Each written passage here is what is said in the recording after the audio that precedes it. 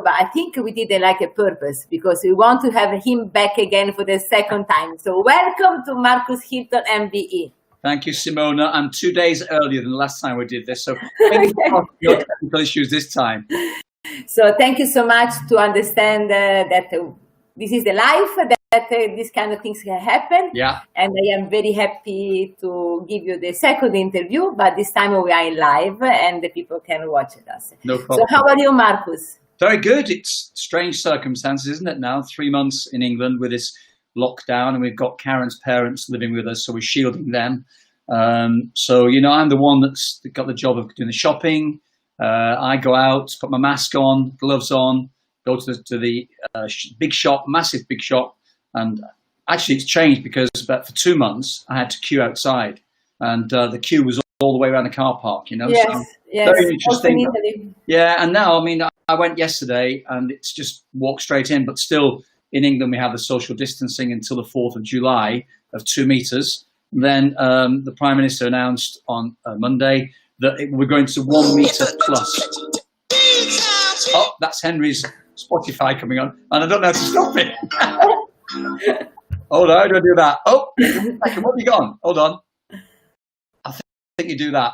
No, you don't. You do the red button. Sorry, I'm coming back to you. There we go. Sorry. Okay. It's hit. Okay. This is the life.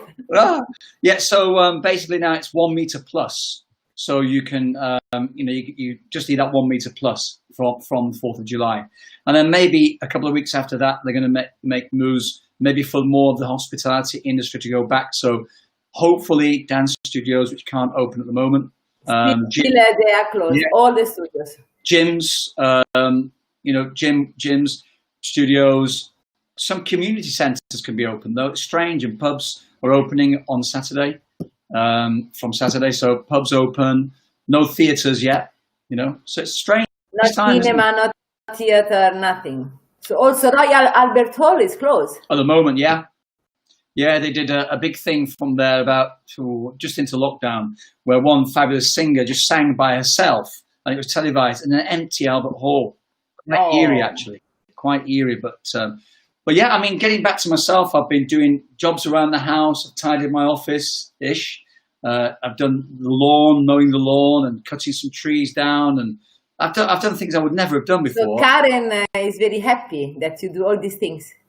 Not really, because I'm stuck in the office all the time, you know, doing British Dance Council work as well. Because you are the president now, so congratulations, because you have been elected on the 1st of March, right? Right, that's right. So yeah. You are the president of British Dance Council. Is it hard work, Marcus? Pardon? Is it hard work? Yeah, well, it is, because we've been the Vice President, Nicky Miles, and I have just been doing work on this every day.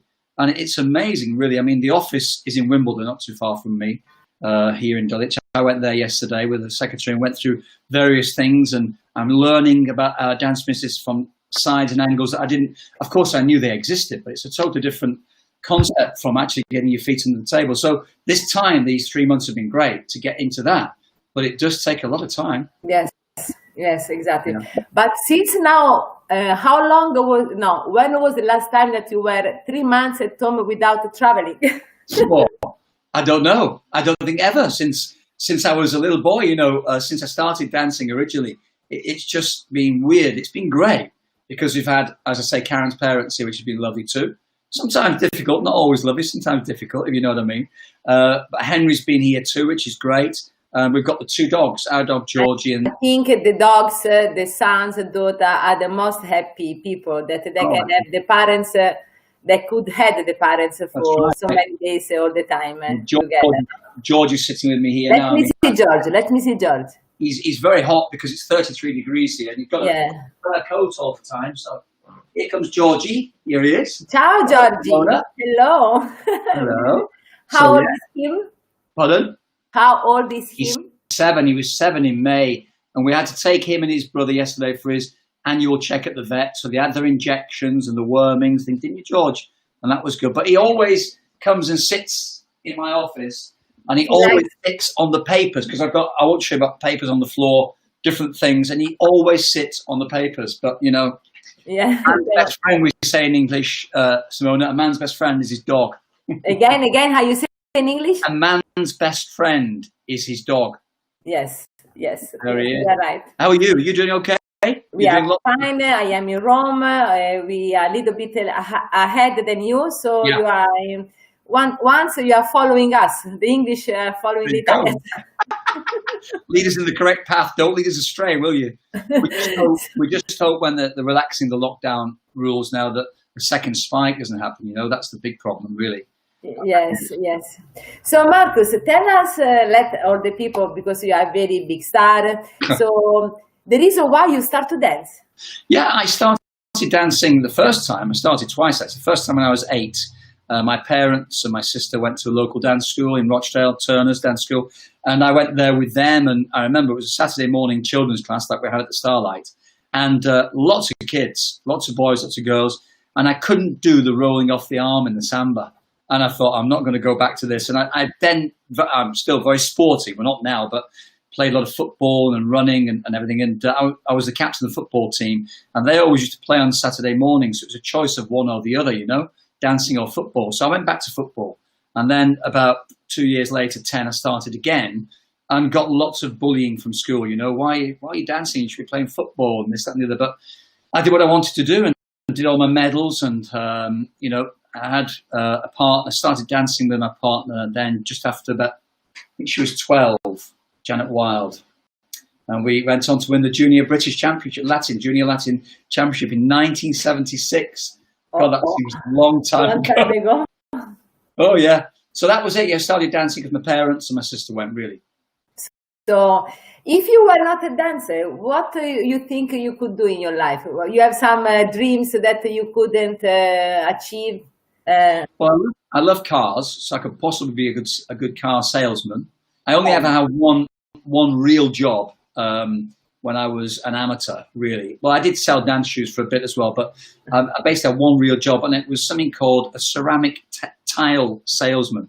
So a reptile, so a representative, R-E-P, tiles. You know the tiles you see in your bathrooms on the floor? So I was selling those and obviously doing that, and I had a company car, and I loved it. But when dancing, I think just before we became amateur world champions, and they saw an advert or they saw something on TV with us dancing, and that was it. I managed to resign before they sacked me. So that's the only thing I ever did. So I suppose a salesman or something like that. I would never have been made a footballer, I don't think, because I didn't probably have the skills. Maybe I could have been a footballer too, I don't know. Yes. Oh, you like football, yes. Your favorite football team is Liverpool. Karen, you got me there, didn't you? Karen's going to love you for that. Yeah, no, Manchester United. And of course, all Karen's family are Liverpool, and they're about to win the Premiership by a record amount of points. So, yeah, it's hard to take, but no, it's another northern team, which is good, isn't it? Another northern team. My second team. Actually, I used to play for as a schoolboy for my hometown, Rochdale, and they're in the first division, so I follow them a lot as well. So they're Man United first, and then Rochdale second. So, in which year you did your retirement with Karen? 1999. Oh, 1999. Before we had Valerio Domen in the interview, and Valerio said that in 1999 he did his first international competition, because before of this competition he was dancing only in Italy. And in 1999, he saw your retirement when he walked down from the stairs. It was Saturday night, and you were still dancing in the team match, the Worlds. And he saw the competition. He said that in that moment he fell in love even more about the dancing, because he saw this special place, special couples, and he saw. So you were stopping, and Valerio was starting his career, international career. It's amazing. I saw we did a thing on the a virtual Blackpool with DSI TV, and a lot of the famous dancers made comments and talked about their lives and their feelings. And I saw Valerio. I said to him a message that was lovely to hear, actually, but I thought he was older than that. But no, I'm joking. He was very complimentary. But I remember that like it was yesterday. We planned to retire. We didn't do. We won the Worlds in Miami the year before in September. I think we did the international. In October, but then we didn't do the UK. Actually, I judged the amateur UK that year, and then we retired in the team match. So still kept doing jobs. I remember when you were competitor, because I was competitor too. Yeah. So we shared the floor in many competitions together. And also we shared the lessons in the studios in London. And you and Karen, you were always coming with your big smile, with your full energy, with your jokes. You were, for me, you were always bringing some happiness to everybody. And we're like, I think as people, we tend to talk a lot, Karen more than me, but we do tend to talk a lot to each other, and we're never a dull moment with us. And we were traveling we met friends actually, we stayed lifelong friends for 40 years now, 40 plus years, on a holiday to Cyprus, and we shared a taxi from the airplane to the hotel, like a Mercedes taxi. And he often now laughs at it. I wonder what we did, because I had a cardigan and a shirt and tie on, and we're on our way to holiday, so we're going to a hot place. I got a jumper and a shirt and tie. So we sat down and we had a meal together that night, and quite a wealthy couple, and this chap from the Midlands, and his wife's French. It's the first time I've ever seen anybody send the wine back because it was wrong. We didn't really drink then anyway, but he sent the wine, no, it's off. So anyway, cut a long story short, we drove about before Henry was born, so about 22 years ago, we drove down to the south of France with them, ourselves in our car. We had a Lexus at that time, big Lexus, great air conditioning. They had a Ford Galaxy, which didn't have air conditioning. We're driving down to south of France, and we stopped off halfway, and the two kids that they had, Greg, I think, was about 3 or 4, and Chloe maybe about 10, came into our car, and they said, "Uncle Marcus, Auntie Karen, you never stopped talking, and my mum and dad haven't said a word since we left England about 12 hours ago, and we look in the mirror and you're always talking. What are you talking about?"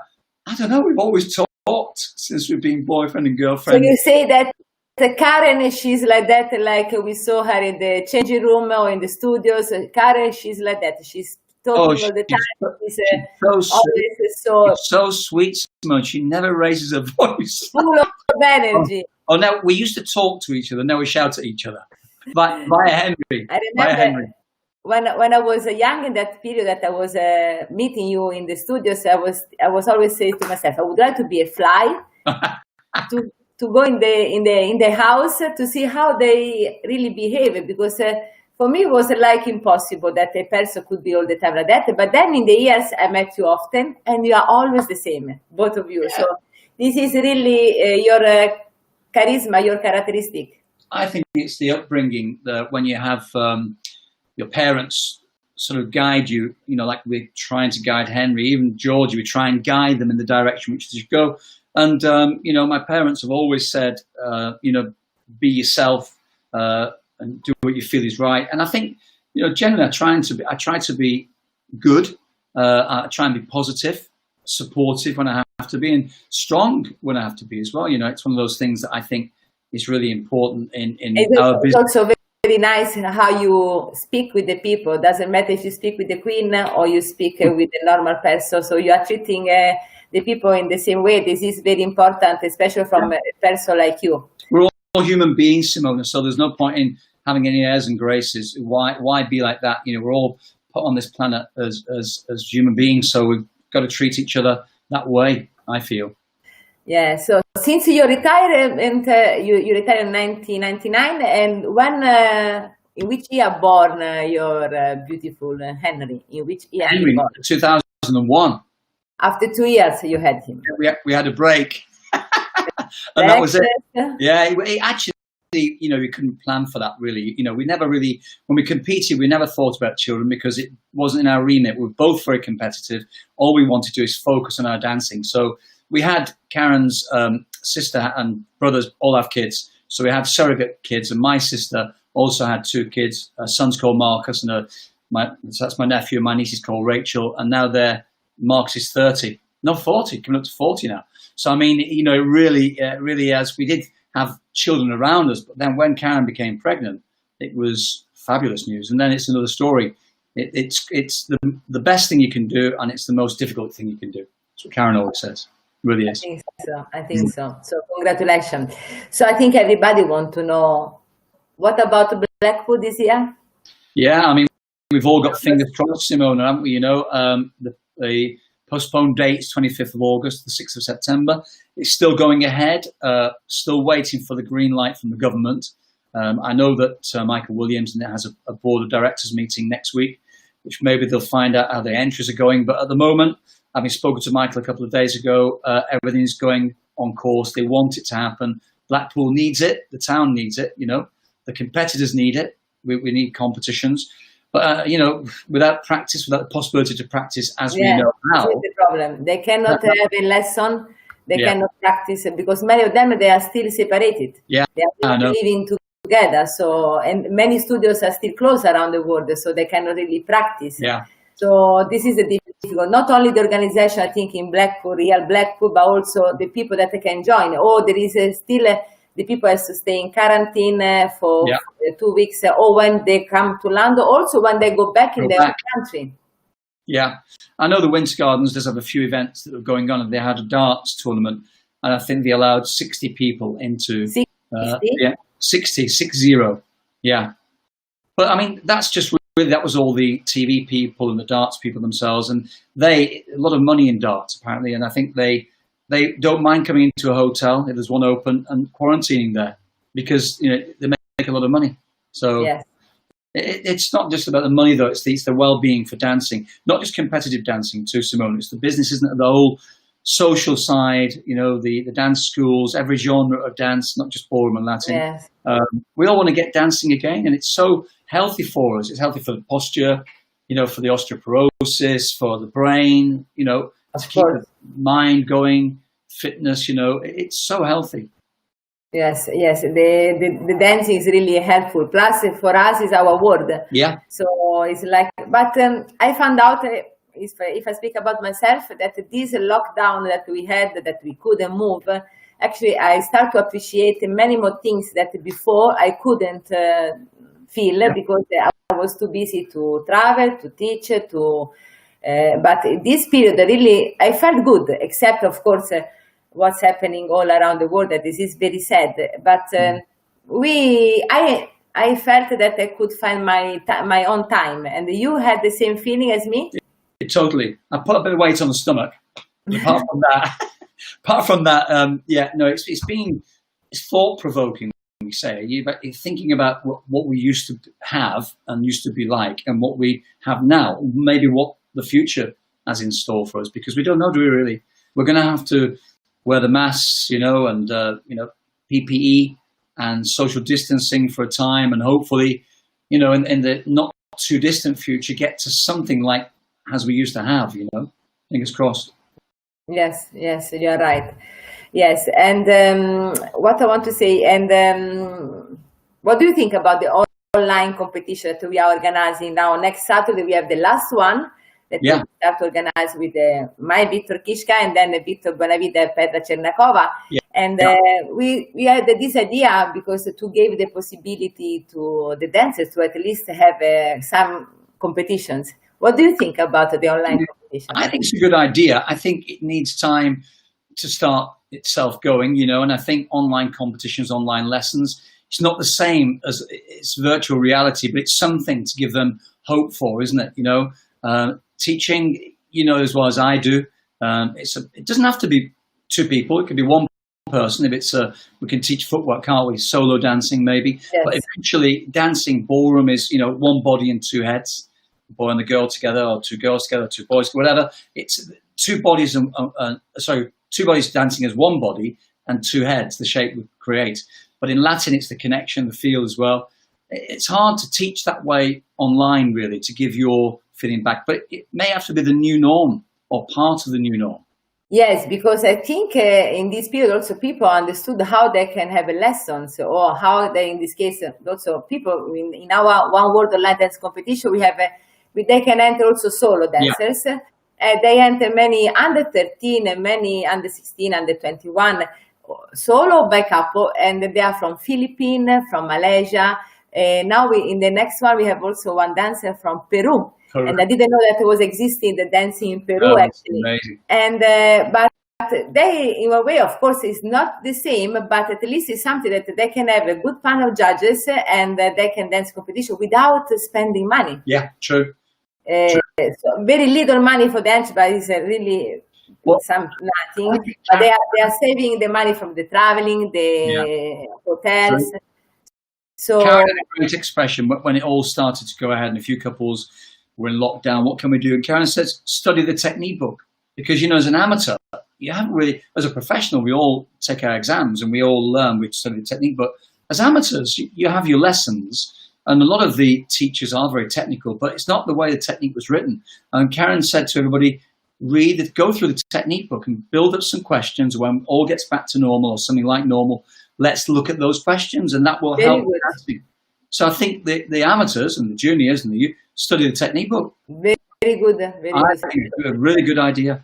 But the competitions as well, I mean, it's like football. I've been watching a bit of the football, as you know, and behind closed doors means inside the stadium with no spectators. Some people don't understand that wording, behind closed doors. It doesn't mean you close your door and anything can happen. The doors are closed and nobody can come in. So it's horrendous with that atmosphere. It's like it's not atmosphere. They are like in practice. Yeah, you can hear it, all sorts being said, and then you can click a button and have like a virtual audience reaction, spectator reaction. But that sounds terrible anyway. It's always too late, But I think it's strange. You need the physicality of dancing. Is about movement to music, isn't it? Beautiful dancing, beautiful people dancing to beautiful music. Very good. If now, before to close our interview today, which suggestion, except of course to study the technique, the book, because it's very, very important for the basic action, but which to the young generation that want to achieve the goal, like they have you like an idol, you and Karen like the idol, and they want to maybe try to have the same career as you, which is very difficult, it's not easy. But which suggestion which message you want to give to this kind of? You should always have a goal, how far you want to go. And there's never a limit, so keep pushing yourselves. Preparation. Every time we had a competition, everything I do, I'm always preparing for that beforehand. Before Blackpool, when I asked to offer the chairmanship of Blackpool, I had asked a BBC commentator who's a friend of ours, could he offer any advice? He just said prepare. So I then prepared and I went to a speech therapist that helped me how to learn to speak and preserve my voice, and just said to me that every time you speak on the microphone, have a smile on your face, because when you do that, it's when you talk on the telephone, people can't see you, but they can hear the smile in your voice. Yes, so that's something I always try and do at Blackpool. So discipline, determination, all these things, you have to have a goal and a purpose and preparation. Have a goal and be prepared. And enjoy it. Don't think, treat that practice as a practice, and then when you come away from practice, wipe the slate clean and relax. Have something you could do that helps you relax. Don't over practice, don't under practice, but don't over practice. I have another question. You were fighting a lot with Karen when you were practicing? Yes. Yes. No, we did. Sometimes, of course, we did. Yeah, we used to fight. We used to get a few pinch marks on my hand where we were holding, But that's just it. The trouble is, you feel right, your partner feels right, and together it doesn't feel right. Sometimes can't be good every day. So I think it's getting over those disappointments, either as a competitor or a dancer. The times when we had those duels with John Wood and Anne Lewis, I believe. We often call her Anne Lewis. Yeah, because that was it, wasn't it? Anne Lewis, but then Anne was Karen's bridesmaid at our wedding when she danced with Jimmy McEachen, a partner before John. And, so we always think of Anne Lewis. But we're very good friends now, of course. But, when we won, it was a fantastic feeling to win and to beat John and Anne and all the other competitors. But when we lost, oh, no, that was horrendous. So the losing was worse than the elation of winning, really. So disappointments, you need disappointments to build your competitive streak. I think so. You become much stronger. Yeah, so I think that we did argue, but then we always made up afterwards, and making up was really good. And the evening, you had a dinner from her or not? Say again? And when you were fighting a little bit, when you were back home, she was preparing the dinner to you or not? Oh, always. Because I don't know how to turn the cooker on. You cannot do anything. I'm absolutely hopeless. I can do a few things, but no, Henrik is a much better cook than me. I'm hopeless. No, because my mother spoiled me, you see, that's the problem. She spoiled me. Because my sister's 7 years older than me, so I was a bit of a mistake, really. So then I was always the baby, you know, and I was spoiled, so I did nothing. Yeah. When I am hungry, when I am angry, not hungry. When I am angry, I don't. I stop to do the things that for me are normal because I am angry with this person. So I don't prepare the dinner. So you say when you're angry with Victor, you don't cook for him. No wonder he's losing weight.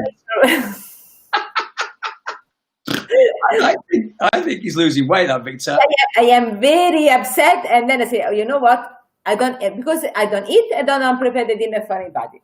Ooh, I tell you, hell hath no fury like a woman scorned. That's what we say in English. Oh, Italian woman too. Oh no, I feel so for those Polish.